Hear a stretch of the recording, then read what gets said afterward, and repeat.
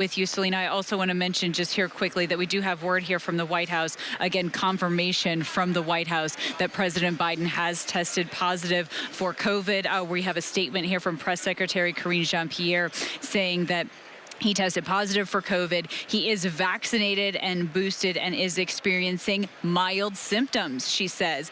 She went on to say he will be returning to Delaware, where he will self-isolate and will continue to carry out all of his duties fully during that time, and noting that they will provide regular updates. And Selena, again, I know that you're reaching out to your sources there in the White House as well for more information on that. But in terms of Democratic support for this president right now, who is just trying to keep his campaign alive, trying to stay at the top of this ticket. And we have top Democrats either calling for him to pass the torch, or, Selena, top Democrats saying, let's delay this official roll call nomination for him. Yeah, Kate, I mean, this day just keeps on getting tougher for the president. Today, you had Adam Schiff, who is one of the most prominent Democrats, publicly calling for President Biden to step aside. We've been talking about this all day. It's a huge deal because he is a longtime ally of President Biden. He's also very close to former House Speaker Nancy Pelosi. He is calling on President Biden to pass on the torch. Now, President Biden was asked about this by a reporter earlier today about these calls from Adam Schiff. The president did not comment on that. And the big question now is, does this open the floodgates for even more prominent Democrats to come out and ask for the president to step aside? This is a time when the president needs to be fielding calls. He needs to be shoring up support. So it is a hamper on all of that. The fact that he needs to isolate and recover right now. But as you just said in that statement, the president is vaccinated. We hope he has a speedy recovery time. But really, this day just could not get any harder for the president. Certainly. Selena, also sharing with everyone in this statement from the White House, there's also a note in it as well from the president's doctor, and it's saying here that the president presented this afternoon with some upper respiratory symptoms, runny nose, a cough that wasn't productive. They're saying that he felt okay for his first event of the day, and then they said he wasn't feeling better, so they tested him and he was positive for COVID, again reiterating that he will be self-isolating. They also say that the president has received his first dose of Paxlovid and again will be self-isolating at his home in Rehoboth. I want to check in here with Jay O'Brien, who's down there on the floor of the Republican National Convention. Look, the campaign trail is hard for anyone, but Joe Biden, again, under a microscope right now. He is aging. It is a concern for many Americans, and after that disastrous debate, every misstep is really analyzed by the American people. And Jay, now for him to miss this speech today, again, to hit critical voting block for him because he has COVID. What is that like here for lawmakers to try to react to something like that? You know, I wouldn't necessarily think it's going to have any long-term impact on this campaign, Kana. The thing I would tell you is this.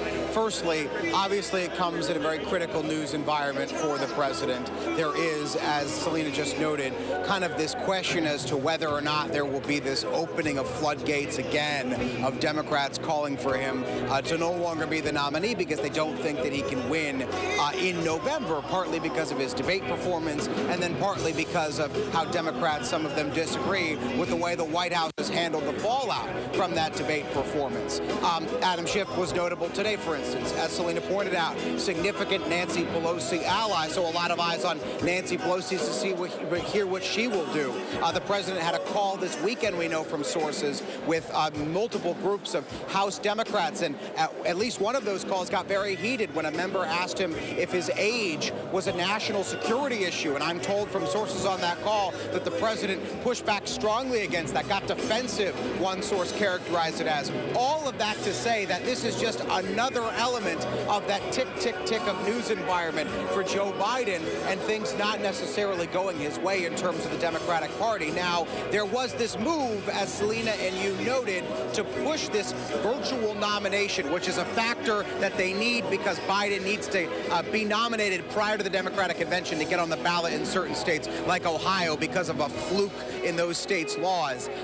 That was not a win for Joe Biden today. That was potentially a win for the Get Biden Off the Ticket crowd, because it gives them more time to circle the wagons and organize. There was a concern amongst some Democratic lawmakers who do not want Biden as the nominee that perhaps the Democratic Party would move to officially nominate him pretty soon, towards the end of this month, and kind of take the wind out of the sails of the Get Biden Off the Ticket crowd. That has not happened. They're now going to do this in August, so there is still time, some of those Democrats who don't want Biden on the ticket tell me, to potentially move him off the ticket. One more thing of note here.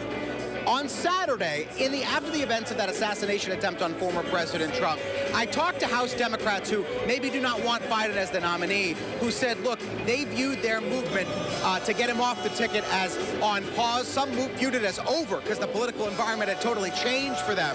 Now, with this Adam Schiff statement out today, some of them are rethinking whether or not they're going to come out publicly and try to again push Biden off of the ticket. All of that to say that this news of testing positive for COVID, when the president really needs to be out there, when the White House wants him campaigning, making speeches, saying to those critics that he can be active, be on the campaign trail, be unscripted, it could not come at a worse time. Yeah, absolutely. And we're hearing from all the analysts that he needs to be making many public appearances as possible. He needs to be taking questions. And what we saw yesterday certainly was a public appearance, but there weren't any questions asked. And he's trying to speak to crucial voting blocks that he needs to not only win this election, but to win the favor of his own party. As Jay pointed out, many of them are asking him to step down and pass the torch right now. I do want to share with you that, again, he was going to speak at this Unidos U.S. event in Nevada, and that was something that he had to postpone because he had COVID. These are live images of President Biden in Las Vegas. You saw him just sort of giving the thumbs up right there. So again, he has tested positive for COVID. They say he had a runny nose, that he was not feeling well early today. Oh, and he's going up those steps. It looked like he paused there just a moment, didn't it, on those bottom steps? There he is, making his way up to the steps, all the way into the plane. A bit of a shuffle there at the end. Listen, this is deeply concerning for a lot of people that are watching, and it's not just deeply concerning for the campaign, but it's deeply concerning for the man as well.